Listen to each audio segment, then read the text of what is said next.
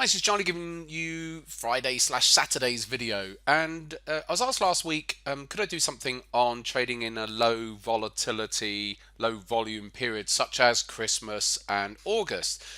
And yeah, I mean, the simple thing that you can do is just put an ATR on a chart, an average true range on a chart, just to see what the range is like. So as we can see, I've got the euro dollar up here since September, when you would expect the ranges to hold up into the autumn, they've actually fallen away. The range got down to a low of what, about 40 pips on the euro dollar, and it's just picked up in the last few weeks to a 47 pip average range. Now, how does this impact on trading? Well, and holiday periods. Holiday periods can get choppy, and they can go to lower volume, of course, but not always does the range actually decrease. We'll go and have a look in a moment.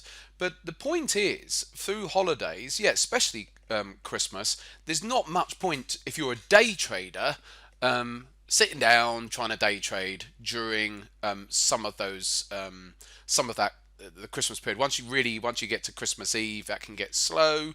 I think the markets are open boxing. They are open. FX markets are open Boxing Day, but don't even bother turning your computers on. But once you get past Boxing Day, then things do tend to pick up. 27th, 28th. I don't know where the days fall this year. I think 27th at least is a working day. It's a Friday.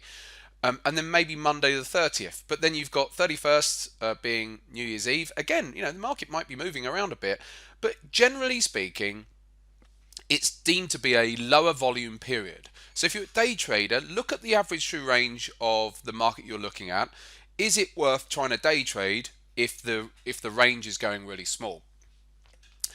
You never know, but as far as swing trading is concerned, it doesn't really change.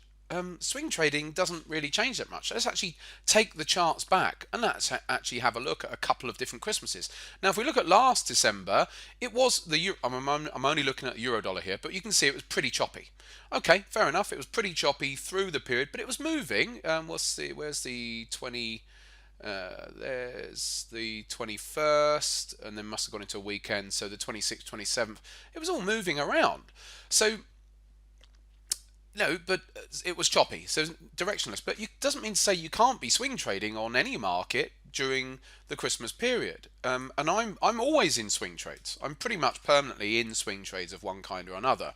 There are points where I will be sitting in positions for weeks waiting for them to move or whatever, or get to target or stop you out.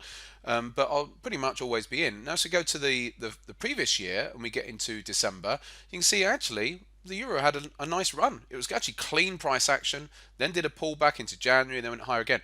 So it's not always the case that the markets are just doing nothing. Let's go back to another year.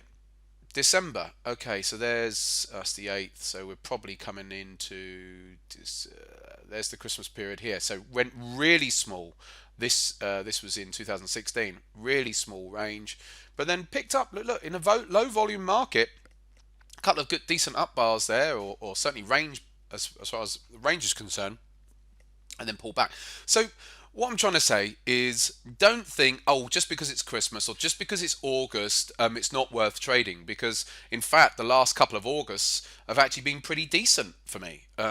And some Augusts can go really flat, and there's not a lot going on.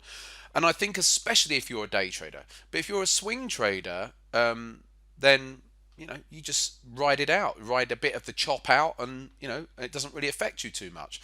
But in the main, even as a day trader, there can still be, certainly in August, there can still be some half decent movements, and there can be some half decent movements in December. But it's more like once you get to Christmas Eve, don't bother. Maybe once you start getting this year, or work out, like I've said, Friday the 27th, Monday the 30th, and then really don't bother coming back until at least the 2nd.